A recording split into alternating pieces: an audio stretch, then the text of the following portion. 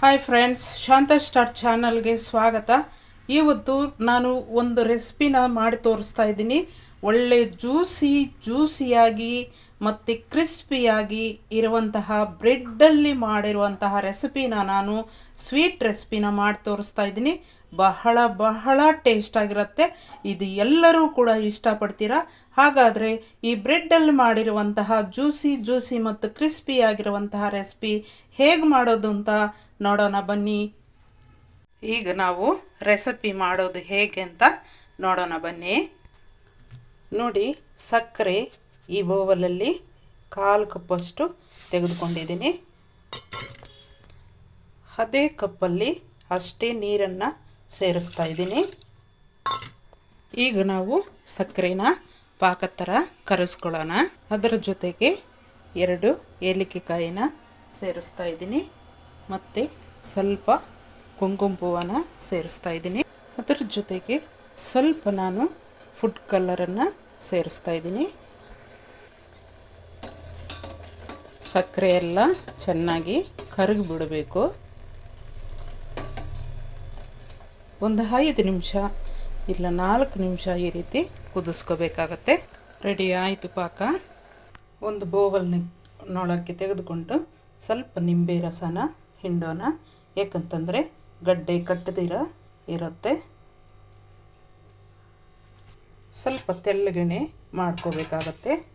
ಈಗ ನಾವು ಗೋಡಂಬಿನ ಈ ರೀತಿ ಕಟ್ ಮಾಡಿ ಇಟ್ಕೊಂಡಿದ್ದೀನಿ ಮತ್ತು ದ್ರಾಕ್ಷಿನ ತೆಗೆದಿಟ್ಕೊಂಡಿದ್ದೀನಿ. ಇದರ ಜೊತೆಗೆ ನೋಡಿ, ಪಾರ್ಲೇಜಿ ಬಿಸ್ಕೆಟ್ಟು ಒಂದು 4 ತೆಗೆದುಕೊಂಡಿದ್ದೀನಿ. ಇವುಗಳನ್ನು ನಾನು ಸಣ್ಣದಾಗಿ ಪೀಸ್ಗಳನ್ನಾಗಿ ಮಾಡಿ ತೆಗೆದುಕೊಳ್ತಾ ಇದ್ದೀನಿ. ಈಗ ಆ ಬಿಸ್ಕೆಟನ್ನು ನೋಡಿ ಈ ರೀತಿ ಜಜ್ಜಿಟ್ಕೊಳ್ಳೋಣ. ತುಂಬ ನುಣ್ಣಗೆನೂ ಬೇಡ, ಈ ರೀತಿ ಜಜ್ಜಿಟ್ಕೋಬೇಕು. ಜಜ್ಜಿಕೊಂಡಂತಹ ಮಿಶ್ರಣ ಕೂಡ ನಾವು ಒಂದು ಬೌಲ್ಗೆ ತೆಗೆದುಕೊಂಡಿದ್ದೀನಿ. ಈಗ ಇವೆಲ್ಲನೂ ಕೂಡ ಒಂದು ಬೌಲಲ್ಲಿ ಮಿಶ್ರಣ ಮಾಡ್ತಾಯಿದ್ದೀನಿ. ಇದರ ಜೊತೆಗೆ ಸ್ವಲ್ಪ ತುಪ್ಪನ ಬೆರೆಸ್ತಾ ಇದ್ದೀನಿ ಮತ್ತು ಅದರ ಜೊತೆಗೇ ಸ್ವಲ್ಪ ಸಕ್ಕರೆ ಪಾಕದ ನೀರನ್ನು ನಾನು ಬೆರೆಸ್ತಾ ಇದ್ದೀನಿ. ಈಗ ಎಲ್ಲವನ್ನು ನಾವು ಮಿಶ್ರಣ ಮಾಡ್ಕೊಳ್ಳೋಣ. ನೋಡಿ, ಈ ರೀತಿ ಅಂಟಂಟಾಗಿರಬೇಕು. ಈ ರೀತಿ ನಾವು ಮಿಶ್ರಣ ಮಾಡ್ಕೋಬೇಕು. ಈಗ ನಾವು ಬ್ರೆಡ್ ಸ್ಲೈಸನ್ನು ತೆಗೆದುಕೊಂಡು ನೋಡಿ ಈ ರೀತಿ ಒಂದು ಬೌಲಿಂದ ಕಟ್ ಮಾಡಬೇಕು.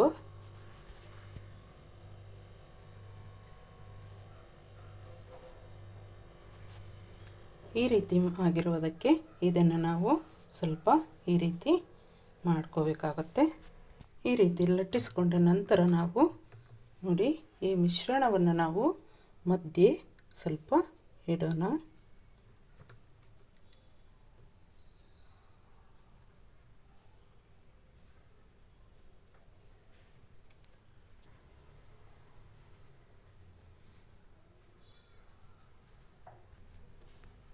ನೋಡಿ, ಈ ರೀತಿ ಫೋಲ್ಡ್ ಮಾಡ್ಕೋಬೇಕು. ನೀವು ಬ್ರೆಡ್ಡನ್ನು ಎಲ್ಲಿ ತರಬೇಕಂದ್ರೆ ಒಳ್ಳೆ ಅಂಗಡಿನಲ್ಲಿ, ಬೇಕ್ರಿನಲ್ಲಿ ತಂದು ಮಾಡಬೇಕಾಗತ್ತೆ. ಮಾಮೂಲಿ ಅಂಗಡಿನಲ್ಲಿ ತರಕ್ಕೆ ಹೋಗ್ಬಿಡಿ, ಅದು ಸರಿಯಾಗಿ ಬರೋದಿಲ್ಲ. ಅದರಿಂದಾಗಿ ಹೇಳ್ತಾ ಇದ್ದೀನಿ.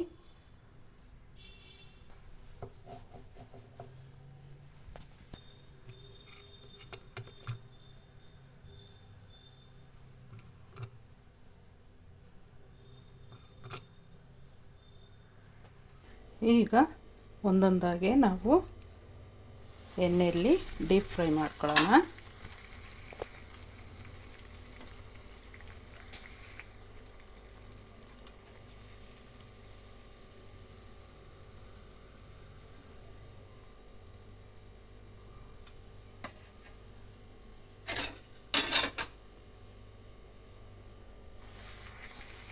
ಈಗ ನಾವು ಡೀಪ್ ಫ್ರೈ ಮಾಡಿರುವಂತಹ ಒಂದೊಂದನ್ನೇ ತೆಗೆದುಕೊಂಡು ನಾವು ಸಕ್ಕರೆ ಪಾಕದಲ್ಲಿ ಹಾಕಿ ತೆಗೆದಿಡೋಣ.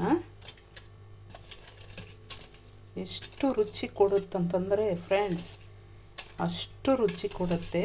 ಸೂಪರಾಗಿರುತ್ತೆ.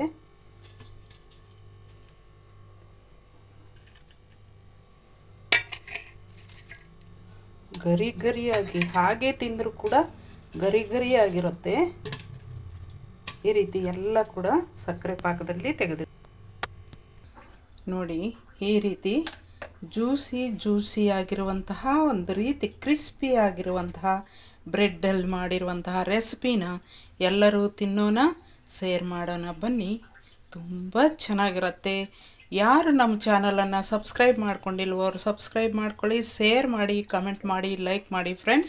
ಫ್ರೆಂಡ್ಸ್ ನೀವು ಬ್ರೆಡ್ ಮಾತ್ರ ಬೇಕ್ರಿನಲ್ಲಿ ಒಳ್ಳೆ ಬ್ರೆಡ್ ತಂದು ಮಾಡಿ, ಬಹಳ ಚೆನ್ನಾಗಿರುತ್ತೆ. ಅಂಗಡಿಗಳಲ್ಲಿ ಸಿಗುವಂಥ ಬ್ರೆಡ್ಡಿಂದ ಮಾಡಬೇಡಿ, ಅದು ಚೆನ್ನಾಗಿ ಬರೋದಿಲ್ಲ. ಸೂಪರಾಗಿ ಬರುತ್ತೆ, ಇದು ಚೆನ್ನಾಗಿರುತ್ತೆ. Thank you.